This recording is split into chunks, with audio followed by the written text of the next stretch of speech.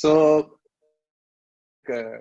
Dr. Patta and the LGS team for allowing me to talk on liver anatomy. This is actually the second of the session on liver anatomy based on the initial lecture I have taken. It is long back. I think the lecture is almost one and a half to 2 months old. I'm seeing many senior professors, including Dayananda Babu sir and Rajan sir. I'm very happy. So I will be discussing the approaches of liver, especially with respect to the liver resection. So the basic principles of liver surgery is segment-oriented surgery, and one has to maintain a good functioning liver residue after the completion of liver resection, and it should be having good inflow, good outflow, and good biliary drainage. So to ensure this, we have to have good knowledge of anatomy. We have already discussed most of the liver anatomy in first lecture. So approach to liver is different. When you do hepatectomy for primary liver tumor and metastasis, you are not concerned about the liver parenchyma which is being removed. Whereas when you do hepatectomy for hilar cholangiocarcinoma, where the main aim of liver resection is to effective margin on the technique to margin by serving parenchyma as well. But if you do donor living donor liver transplantation, both the donor surgery in the liver which being kept in the donor as well as the liver is being removed from the other important, because that is going to be implanted in the recipient. So there are some predictors. After your liver resection, we have to be aware of the predictors. When your future remnant is 40% do surgery or under cirrhosis, and when there is or some cases. So in all these situations, we have many methods to identify these the pre-op setting itself. So it is very important to properly assess the patient before you plan liver surgery or liver resection. So when you do a liver resection, the future liver remnant, when you do surgery in a normal patient, it has to be at least 20%. When you do it in cholestatic liver or chemo associated steatohepatitis, it has to be more than 30%. And if you do in a cirrhotic, it has to be more than 40%. So a standard right hepatectomy will leave behind around 31% of residual liver. That means segment 2, 3, and 4. If you do extended right hepatectomy, only segment 2 and 3 is left behind, and that will be contributing to only 19%. So that is less than the expected 20%. So if you do left hepatectomy, you are safe. You have a 66% remnant liver, and if you do extended hepatectomy, you have only segment 6 and 7. Still, you are safe because it is around 30%. So there are some methods to improve the future liver remnant, including portal vein embolization and other resection techniques and modification, which I am not going to into the detail. But one word about portal vein embolization: we have to consider portal vein embolization to induce hypertrophy in the residual liver. When you do resection in a normal liver and expected liver remnant less than 20%, or when you do surgery in a patient with chemotherapy, this is a situation you get in patient with colorectal liver metastasis, and it has to be more than 30%. And if the expected volume is less than 30%, you have to do portal vein embolization. And in cirrhotic patient, when it is less than 40%, you have to consider portal vein embolization. Even in cirrhotic patient, we can ensure some amount of hypertrophy of the liver. So what is the significance of portal vein embolization? It induces hypertrophy in the liver, which is going to be remaining in the patient, and it can demonstrate significant hypertrophy even in patients with cirrhosis. And in patients with liver metastasis or HCC, if you combine arterial chemoembolization followed by portal embolization, what is known as the sequential technique, they have more liver hypertrophy than the standard portal embolization technique. But if the patient embolization, that means it is a dynamic test, and it shows the low capacity of liver to regenerate. Those patients cannot be taken for any form of major resection, and they are all going to develop post-op liver failure. So there are many approaches to liver based on the access to the abdomen. Either you have the open, laparoscopic, hybrid, or robotic approach. Nowadays, the robotic approaches are more and more available. Even in Kerala, there are many centers doing laparoscopic donor hepatectomy and robotic. Do surgery based on the underlying pathology. When you do for tumor or when you do for donor hepatectomy, it can be a radical surgery for a tumor, or it can be donor hepatectomy where nothing is concerned about the tumor, where you do a standard liver resection with good maintenance of inflow and outflow. When you do it based on the anatomy, it can be a segment-oriented resection or a non-anatomic, non-segment-oriented resection. And if you do liver resection with or without control, there is a technique of inflow control, or if you don't do it, you have the other approach. And if you have different approaches to parenchymal transection, you have different techniques described. So what is the rationale for segment-based liver resection?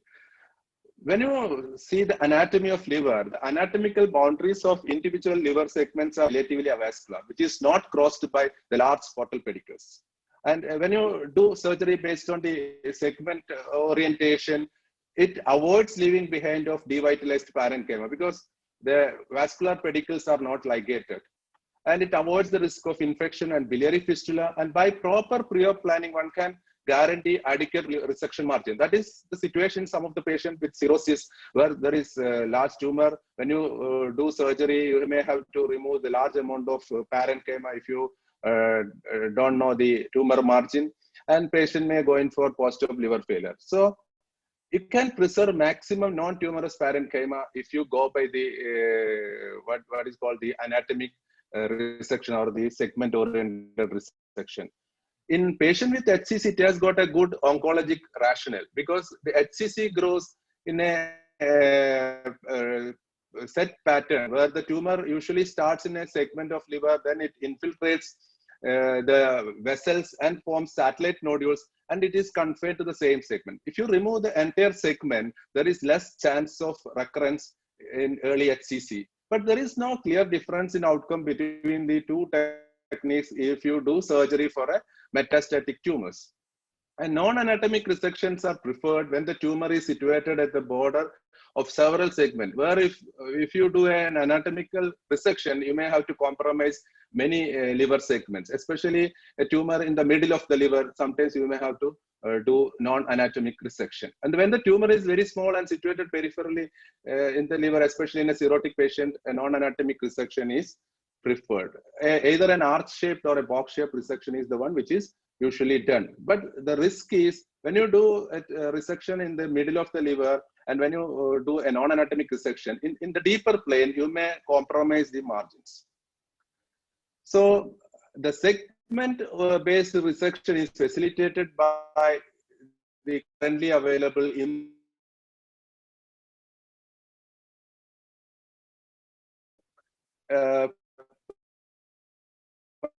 intraoperative ultrasound. When you see cirrhotic patients and when you explore patients for surgery, you may see there are nodules, but you cannot clearly differentiate tumor from the cirrhotic nodule or regenerative nodule. But if you use intraoperative ultrasound, you can have the characteristic features described on ultrasound, and you can actually identify the tumor. In around 25% of patients with cirrhosis, intraoperative ultrasound changed the pre-operative surgical strategy. And if you use intraoperative ultrasound routinely, you can significantly decrease the rate of positive margin resection. So when you have intraoperative ultrasound, first you look at the surface anatomy, then you do general inspection of the liver, then you do systematic anatomy study, identify all the three hepatic veins, portal vein, bifurcation, individual inert segment, locate the tumor in the liver segment, and determine the liver segment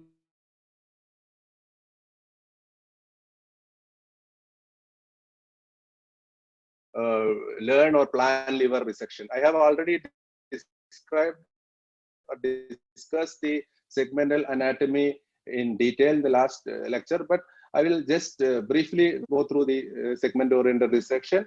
The liver is divided into right and left liver by a plane known as the Rex Candy line or the main portal fissura.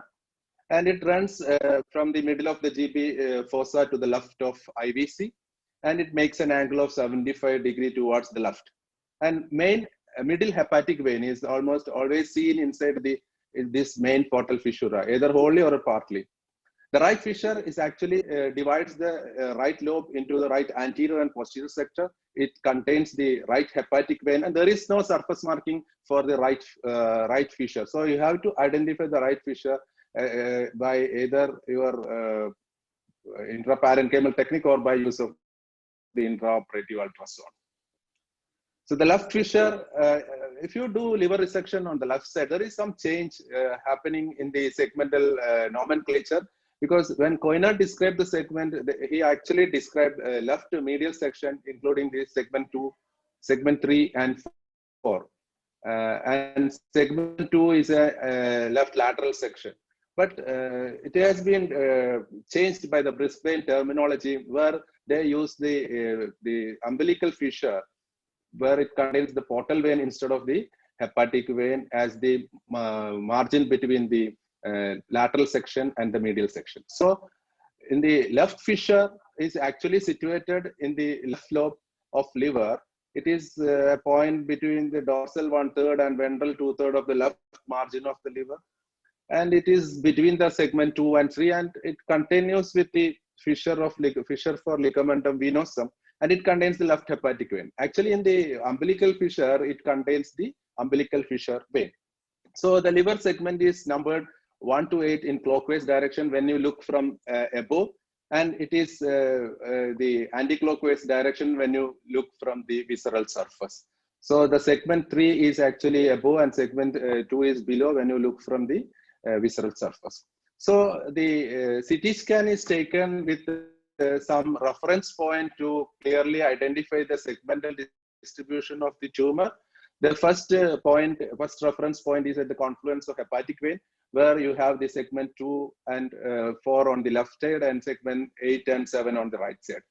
If you take the left portal vein as the reference point, you will have the segment 4A bar B and segment 2 bar 3 described on the left side, and segment 8 and 7 again on the right side, because the right portal vein is at a lower level compared to the left portal vein. So if you take the right portal vein as the reference point, you will have segment 8 or 5 or segment 6 or 7 on the right side, but segment 4B and 3 on the left side. And the last reference point is at the splenic vein level, where you have the all the segment 3 lower inferior segments on the other side. So this is in nutshell about the segmental anatomy on CT scan, where you know the reference point, the upper reference point is the hepatic vein, middle reference point the left portal vein, the lower reference point is the splenic vein. So the next important thing is the hilar plate, which is the condensation of the Glisson's capsule at the base of segment 4B, which is the lower segment of lower part of segment 4. And where it enters the liver as the Glissonian pedicle into the right or left lobe. So the Glissonian sheath is taking all the hepatic artery, hepatic portal vein, and the biliary radicals into the liver, and it reaches up to the sinusoidal level. So if you have some patients with biliary stricture, or when you do surgery for hilar cholangiocarcinoma, if you need to get extra length on the left side, you have to do something known as the lowering of hilar plate. We have discussed in detail, where you make an incision at the base of segment 4B, where you just retract the segment 4B up and they push the pedicle down. Sometimes there may be small vessels, especially on the posterior aspect. Anterior aspect, there is no vessel. Usually it is avascular. It is usually done in patients with hilar cholangiocarcinoma along with the resection of the segment 4. The cystic plate is the second structure, which is located in the GB bed, and the posterior edge lies above the Canlis line. There is a spelling mistake. Canlis line in the hilar area. In about 83% of patients, the posterior edge of cystic plate is located on the right side of right portal vein branch. The umbilical plate is located in the umbilical fissure or the rectus rex and contains the duct and blood vessels to segment 2 and 3. At the level of umbilical plate can distinguish 3 concentric planes. The upper margin of the umbilical plate can be reached by incising the superior border of a round ligament. When you do liver surgery, you have to be beware of anatomic variation. With the hepatic artery, you have so many variations described by Michaels and other authors. So when you do liver resection, when you insure the vessel without knowing its actual supply, this is very important when you do pancreatic surgeries, Whipple surgery, where you dissect the hilum without knowing the arteries. But in the liver surgery, the hepatic artery variation is not much important, except in patients who are undergoing donor hepatectomies. The portal vein variations are very, very less because the portal vein is developed very early compared to other structures. So if you have a portal vein anatomy like type D or type E, we have described that these patients are prone for devascularization of the left lobe when you do the resection. The biliary variations is very common. The normal anatomy, which is seen only in 57%. This is a classical Jorso crook, which is a common thing in liver anatomy, where the right posterior sector duct curves around the portal vein branch to the anterior sector. So when you do anterior sector dissection, anterior sector pedicle ligation, you may injure this bile duct. There is some other classification for the aberrant right posterior sector duct, which is discussed in last lecture. And the intrahepatic biliary anatomy, there will be many variations. Variations are mainly seen in segment 4, segment 8, and segment 7 bile duct.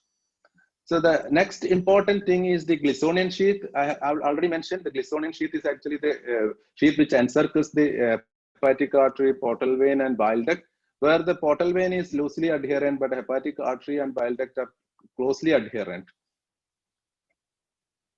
So this is the picture showing the Glissonian pedicle. You can see it is going up to the terminal branch of the liver, including the liver segments and subsegments up to the level of sinusoids.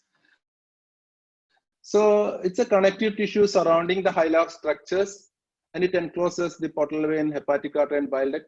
And all variations which happens in the bile duct or the artery or segmental pedicle happens within the sheath. So if you follow the Glissonian sheath without opening the sheath, the chances of injuring the variant anatomy is less. The next important structure is hepatic vein. I have discussed about hepatic vein in detail. This image I have shown to discuss the technique of parenchyma dissection, especially the hanging manner and anterior approach. So the hepatic veins can basically divide into 3 groups: the superior, middle, and inferior group. The superior group contains the right hepatic vein, middle hepatic vein, and left hepatic vein. The middle group contains the right middle hepatic vein, supplying the segment 7, and superior hepatic vein of the caudate. The inferior group contains the caudate veins and the right inferior hepatic veins. So when you do liver resection, you can either do resection with primary control of vascular pedicle or without the control of vascular pedicle. So when you want to do vascular control, want to get vascular control, you have many methods, including the Pringle maneuver, selective Pringles, selective occlusion of the pedicle using the portal, the balloon catheters, or you can use the Glissonian pedicle approach, where you identify the Glissonian pedicle to the particular segment and clamp it.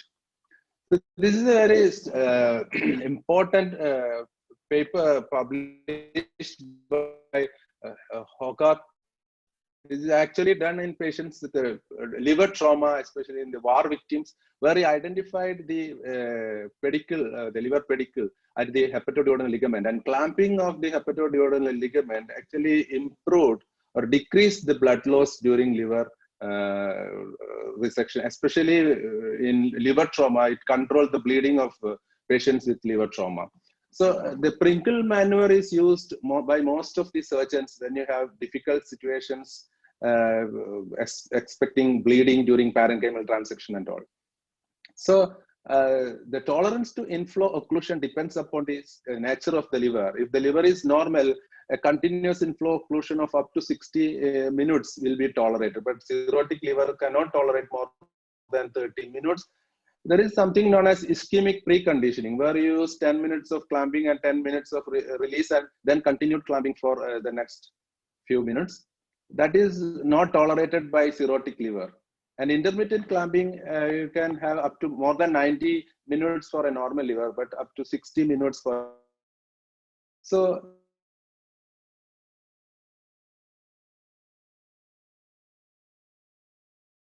bleeding from the hepatic veins or aberrant hepatic arteries.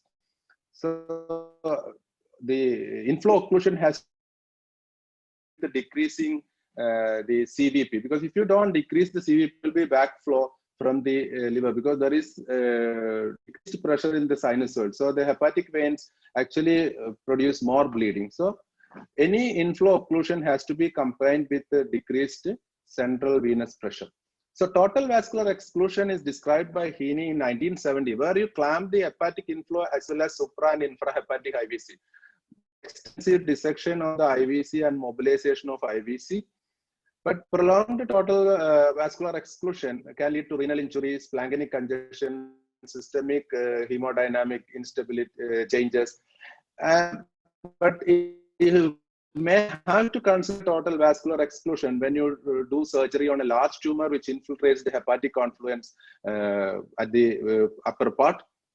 But you can always do a test clamping. If the test clamping is not tolerated by the patient, you may have to do a veno-venous bypass to avoid the hemodynamic instability. There are different types of total vascular exclusion. The first one is the standard technique, where you block the inflow and the IVC above and below the liver.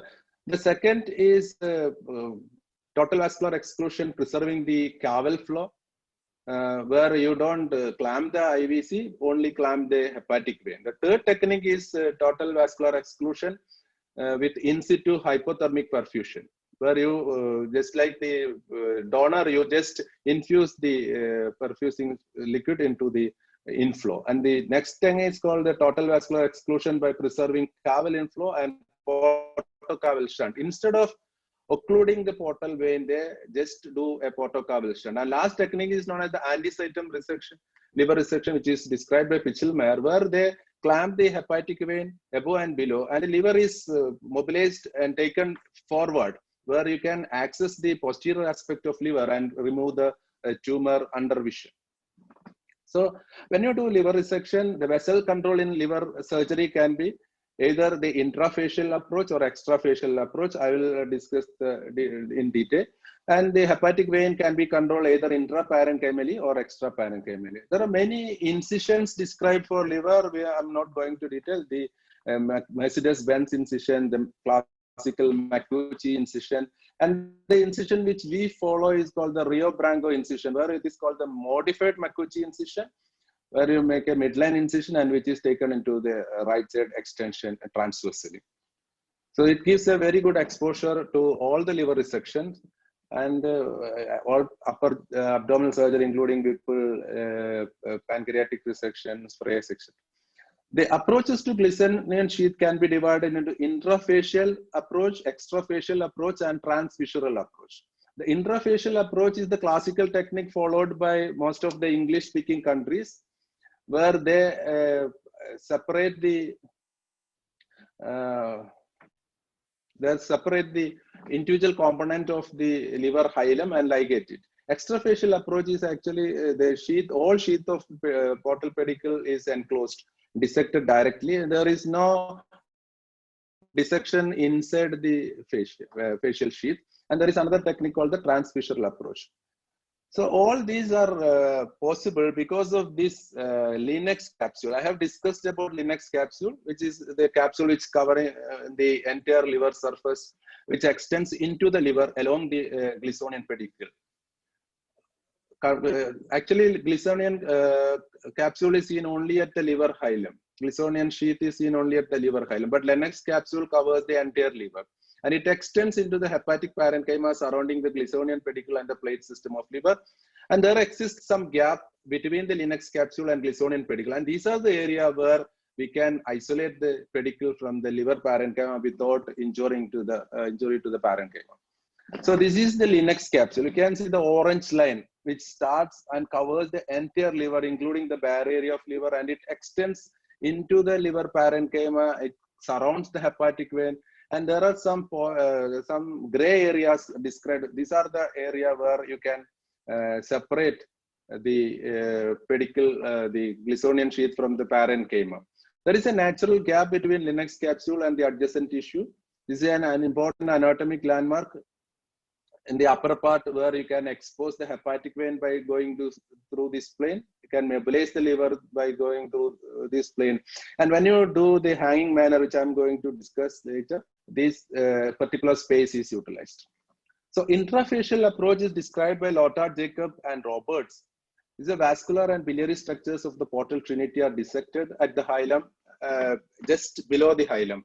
And it is a very difficult technique, and it is time consuming because there can be bleeding, there can be injury to the portal vein or the hepatic artery. If there is a variant anatomy, it is at risk of damage.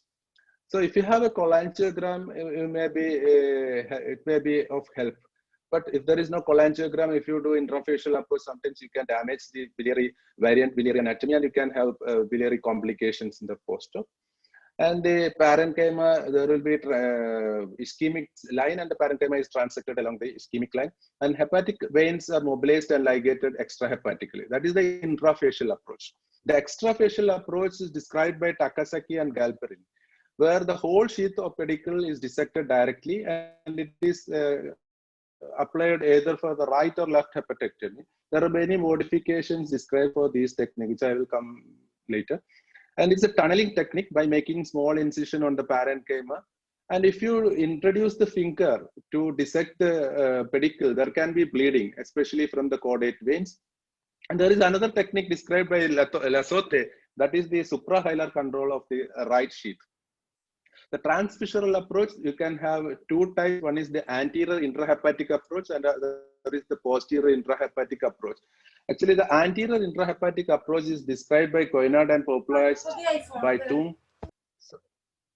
So there is extrahepatic clamping of pedicle. It is usually, first described by Coynard for left hepatectomy. Hepatic veins are not dissected extrahepatically, and the section with an incision along the caesura, and the pedicles are isolated last, where there is no control of the liver pedicle in the first instance, where they cut along the line of dissection and identify the pedicle and ligate the pedicle. Whereas the posterior intrahepatic approach, popularized by Lonoy and Jamieson, they actually compare the intrahepatic approach to the Glissonian sheath approach with the early division of the hepatic pedicle. So there is no risk of bleeding during parenchymal transection. It is done through the dorsal fissure. A dorsal fissure is actually the line which extends from the posterior aspect of the hilar fissure towards the hepatic vein confluence. So the lower picture shows the incision made by Lanoy for isolating the pedicle at the hilum. So this is the technique where they make incisions, they isolate the pedicles to individual liver sections, like the right anterior section, posterior section, and left. So these techniques are modified by Machado. Actually, Machado gave color to the Glissonian pedicle approach worldwide, and he introduced his own technique of identifying the pedicles. So he did the portal triad encircling first, and then he identified the pedicle based on the angle of dissection, where the hepatic parenchyma is dissected very close to the hilum. He made multiple incisions. This is the incisions made by Machado, where introduction of the long curved clamp at 30 degree will actually take the right anterior sexual pedicle, and when you do it by 60 degree, you take the right pedicle completely. So this is a small video which I got from the net. You can just go through this text.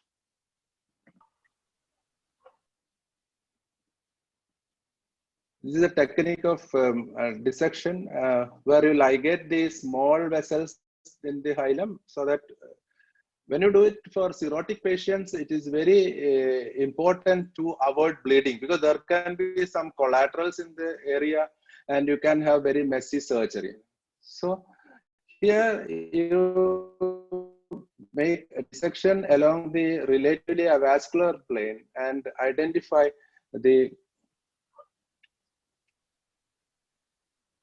So you can have the separate incision for the anterior, right anterior pedicle and the common pedicle. And when you use the clamps, so this is the for the anterior pedicle. So that is the right anterior pedicle. Then we make another incision in the posterior aspect.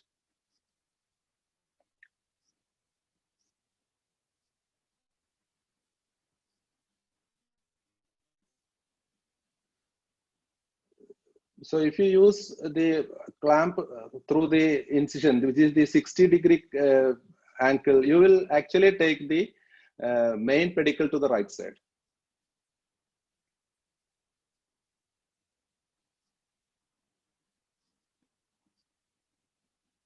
And if you take the tape through the second and third incision, you can actually take the pedicle to the posterior sector as well.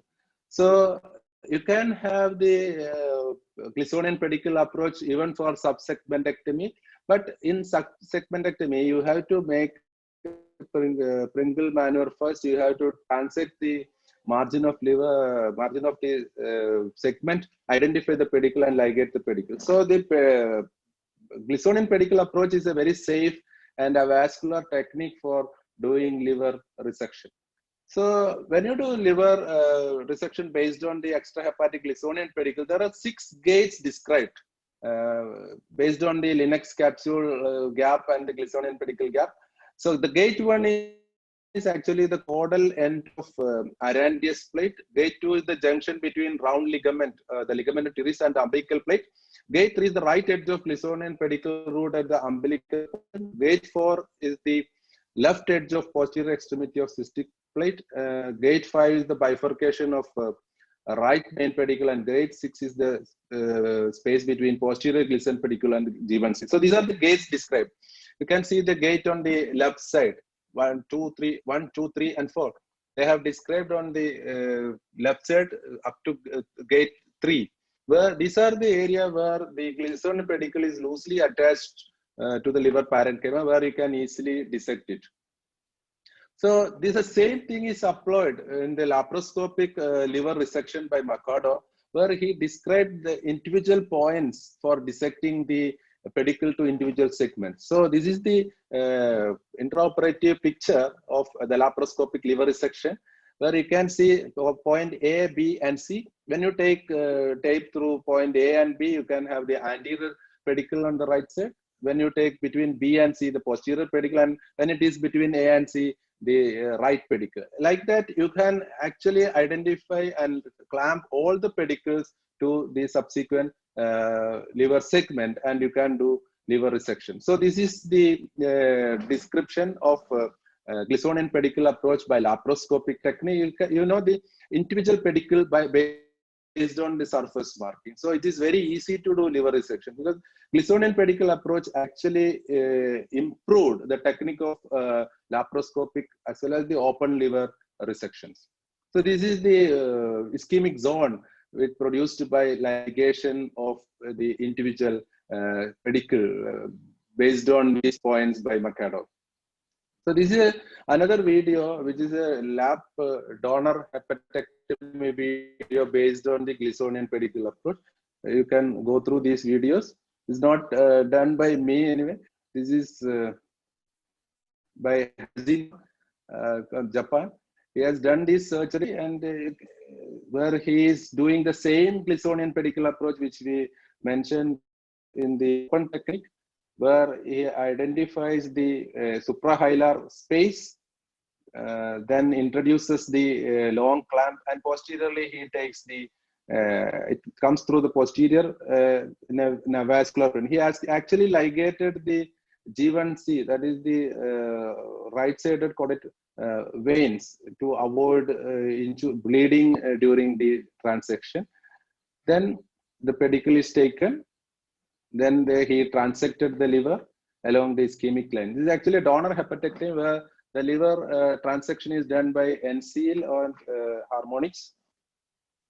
And in the liver, you can see the middle hepatic vein branches, the segment 5 branches to middle hepatic vein, where they take not the middle hepatic vein, take only the branches of middle hepatic vein.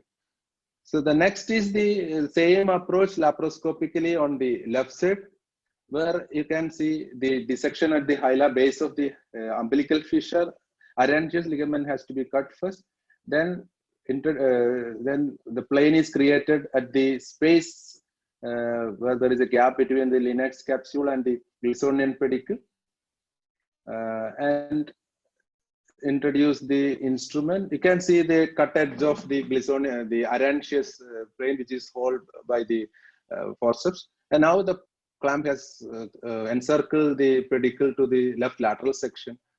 Then ligating, then applying clamps, you can actually identify the demarcation line, and then they transect along the parenchymal demarcation line. So the Glissonian pedicle approach actually revolutionized the liver resection technique.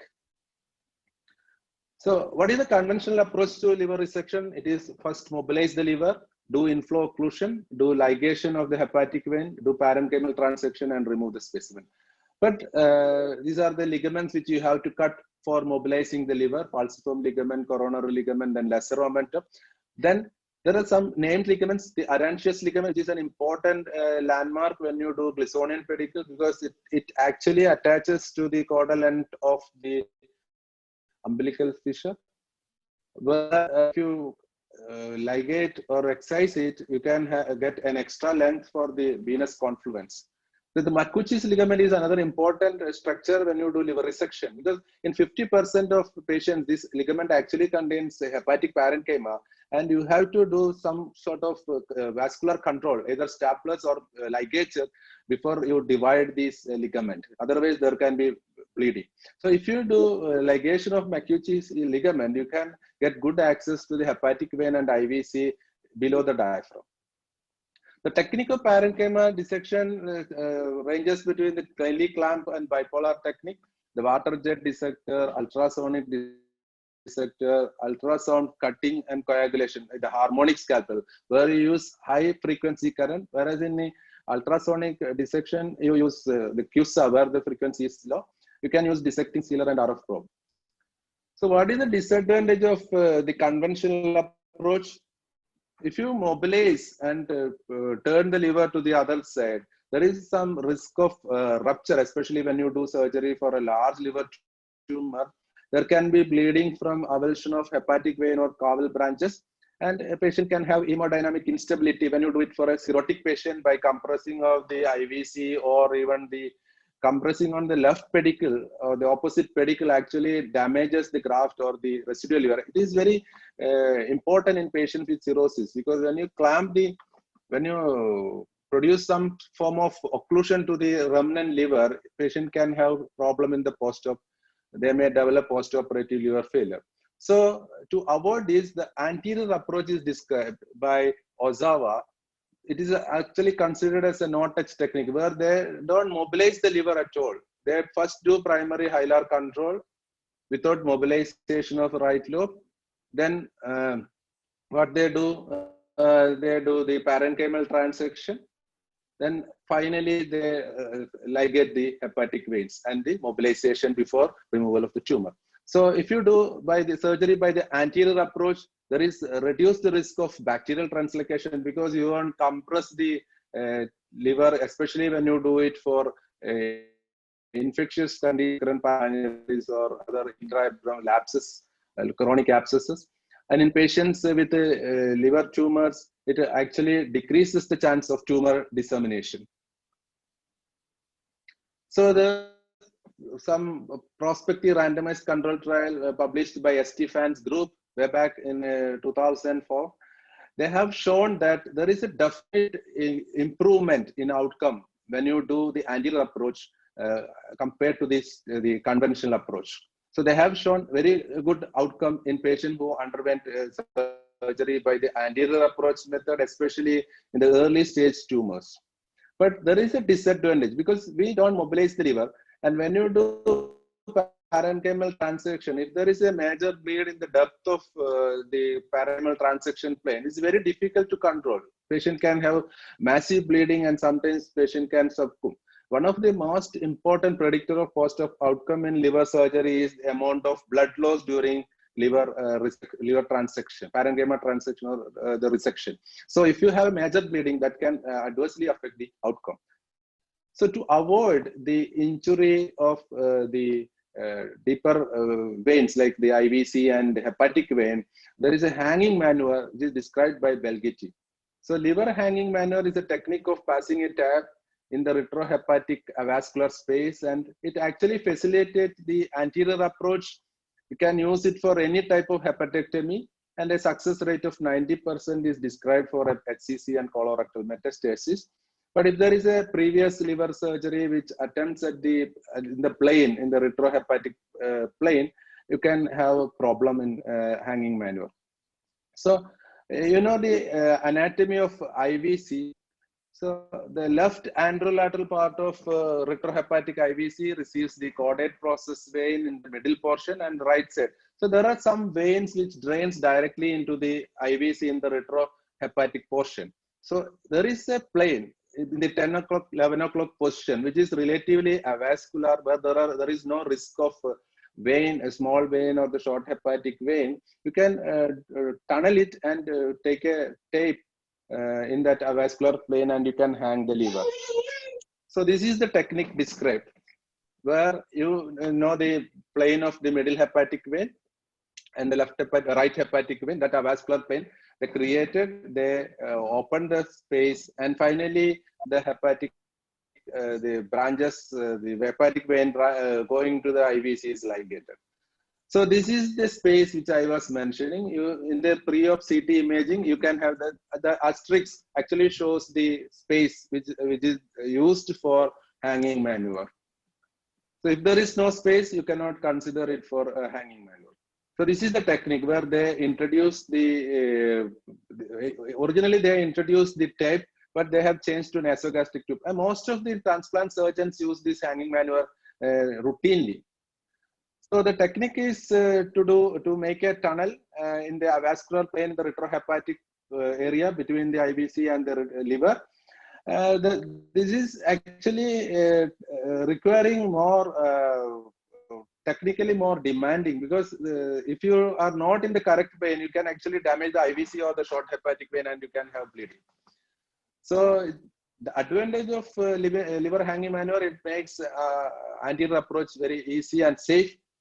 And it helps to maintain good orientation in parenchymal transection. Because if there is a distorted liver anatomy, in the deeper plane, you may go in wrong plane and you may damage the hepatic vein. So if you have actually made the hanging in the initial aspect, you can actually transect the parenchyma without much risk to the deeper structures. So the disadvantage of hanging maneuver is it's having a long, has a learning curve. Most of the surgeons are not using this technique for liver hanging. They are using the modified technique. And it is not possible if there is obliteration of the space in the retrohepatic area. And it's a blind procedure, and it can produce bleeding either from the short hepatic vein, or if the clamp is misdirected. If the clamp is not going in the 10 o'clock, 11 o'clock position, it can actually damage the IVC and produce bleeding.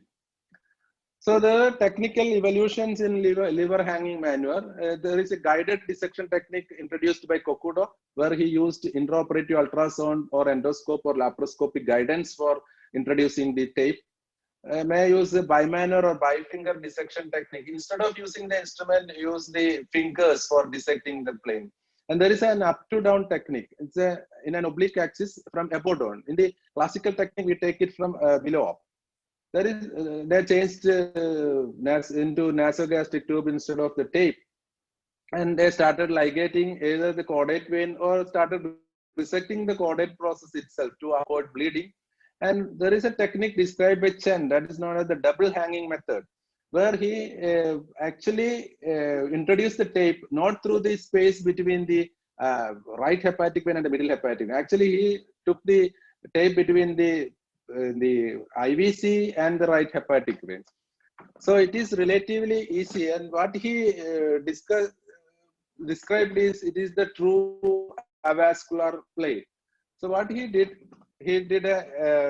expose the right adrenal gland using the right index finger, dissected the space between the hepatic parenchyma and the right anterior and superior edge of right adrenal gland, and then a right side of IVC. So opened the coronary ligament in the upper part, made that channel, and then he introduced two tape, one towards the right and one towards the left. And the parenchyma transection is done between these two tabs. So the tunnel goes through the true avascular space and is very simple and safe according to Chen, and it avoids blind dissection of the space between right hepatic vein and middle hepatic vein. So you can actually do this technique when you plan to remove the entire caudate lobe intact. If you want to keep the caudate lobe intact, if you use the double hanging maneuver, it is very useful. Success rate is around 100%. And it is one of the techniques used in laparoscopic and robotic surgeries. So the next is the laparoscopic transection technique described by the Mercado. He has actually described three parts on the parenchyma transection: the anterior, middle, and posterior. So if you know the anterior part, there are not much vessels. You can actually transect the parenchyma using the harmonic or even the coagulation devices. But it is you can have the main portal pedicles. The middle of the parenchymal transection plane, you can have the main portal vein pedicle, the root of right hepatic vein, and considerable branches of middle hepatic vein. So the middle plane is very critical when you do the transection. The anterior plane you can actually like it, and the posterior plane contains the short hepatic veins. This is also very important. You may have to use staplers for transecting that area. So this is the three areas described by Mercado, where you use staplers for the middle and the posterior. Anterior part, you don't worry about any bleeders. So next is the caudate lobe. The approach of caudate lobe, it's a very difficult segment of liver to be resected because it is located in a critical area, what is known as the area between three porta hepatis. The first porta is the hepatic hilum, second porta is the confluence of main hepatic vein, third porta is the segment of retrohepatic IVC with a series of short hepatic veins. So this is a very critical location, and it is very difficult to remove caudate lobe alone. Usually caudate lobe is removed as a part of either right or left hepatectomy. If it is as part of left hepatectomy, it's easy. As a segment alone, it is difficult. So there are different approaches. One is the left-sided approach, which is possible when you have a very small tumor, either of the caudate lobe, or when you plan resection of caudate lobe along with the left lobe. But right-sided approach is very rarely used. There is very little of caudate lobe on the right side.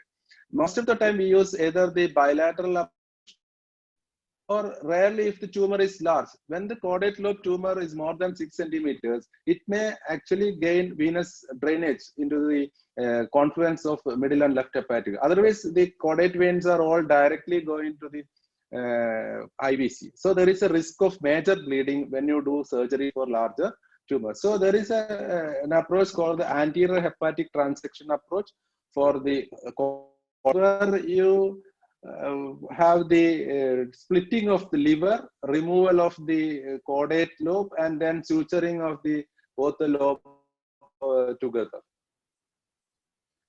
So if you have the problem of future liver remnant after resection, there are many methods, but this is not in the purview of this lecture. The ALTS technique, where there is associating liver partition and portal vein ligation for stage hepatectomy. RAPID is a combined resection and transplantation technique, where they do liver transplantation first, segment 2-3 transplantation, then do a total hepatectomy, little delayed. And there is a technique called RAVAS, where what they do is they do a transplantation of liver based on the splenic artery and vein. This is not done in routinely in our area. So this is in a nutshell about ALPS. What do they have? Two stages. The first stage is to do ligation of the portal vein and splitting of the liver. Either you split completely or you split partly. One is called the total ALPS, other is called the partial ALPS. But the problem of doing this is that patient can have infectious complications. Sometimes the tumor can disseminate. And if you see the size of the liver, there will be tremendous increase in size, but that will not be extrapolated to the actual parenchymal function, because the liver cells are increasing in size not because of increased number of cells. Actually, the individual cells are becoming larger. So the outcome of the remnant after ALPS is not as good as the portal vein embolization. This is picture on the left side is the CT picture of two stages of ALPS, and the right side is the picture of the second stage of ALPS, first and second stage of ALPS. Thank you for your patient hearing. I think this is the area which I wanted to discuss. It's a wonderful lecture, Prathapan, as usual. And so I mean, so many new things. I'm sure every single participant has learned something very new, and an exhaustive lecture indeed, and very well illustrated.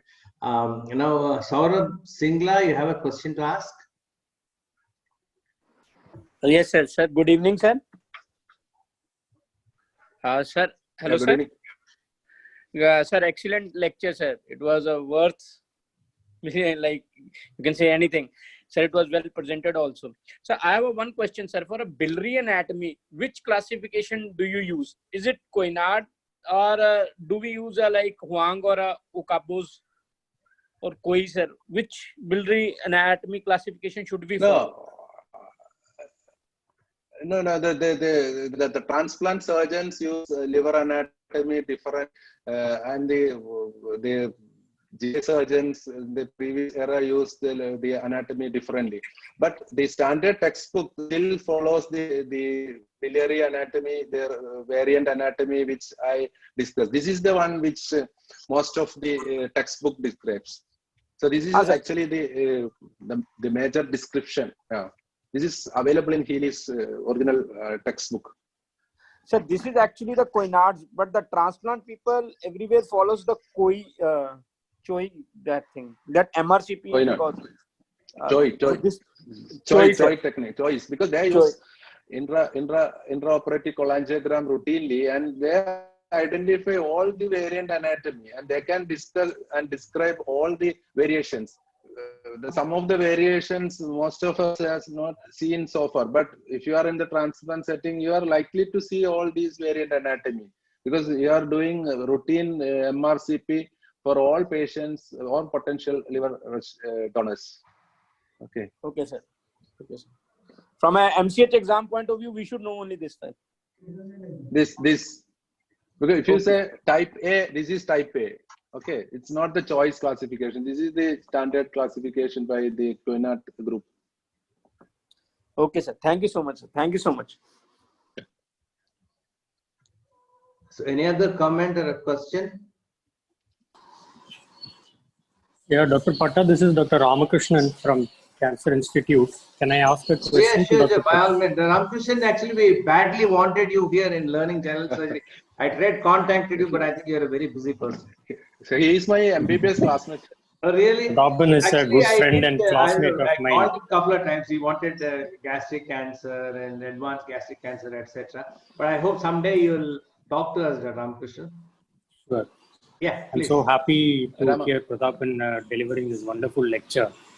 Dr. Prathapan, I have one question for you. You were explaining the modified hanging maneuver using the true space, that is by dissecting from the adrenal gland. I didn't quite understand that. Can you just explain that once again? I will show the picture again, then you can get more idea on that.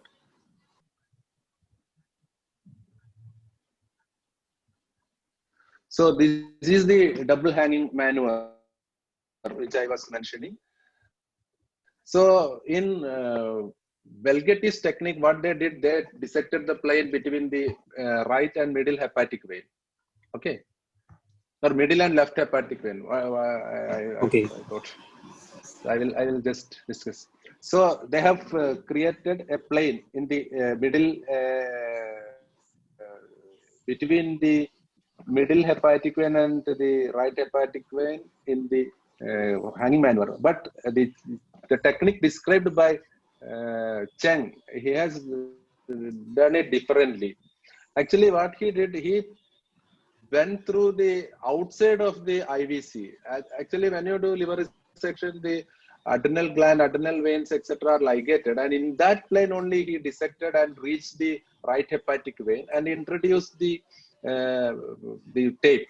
Actually, the modified hanging maneuver is used by most of the transplant surgeons. They don't use the double hanging maneuver. Instead, they use modified hanging maneuver using the single tape, where the tape is coming between the right hepatic vein and the IVC margin rather than between the right hepatic vein and the middle hepatic vein. Okay, so he took two tape, and one was kept toward the left and other kept toward the right, and the middle of the parent, the area which he transected. So that is the modified method, but we use the modified hanging maneuver where we take the tape in the plane between right hepatic vein and the IVC, because the plane in the retrohepatic space described by Velgetti is a very difficult plane. Sometimes you can have major bleeding. It's very difficult. So, I mean, Prathapan, you think this is safer? Chen's is more safer than the conventional hanging maneuver? Yeah, the modified technique is safer, sir. Okay. Right. Yeah, the main aim of hanging is to avoid direct damage to IVC or the major hepatic vein, which you can get by this modified technique. Right. Thank you, Prathapan. Okay. So any other comment before we close the session? But thanks, Prathapan, yet again at another excellent anatomy session. But we never knew that anatomy can be so interesting at this point of life. But then this clinical anatomy is so interesting and so well presented. Thank you. Thanks, and then thanks for your time, and then we'll see you again. Yes, Thanks, everyone. yes, thank you. Thank you, sir.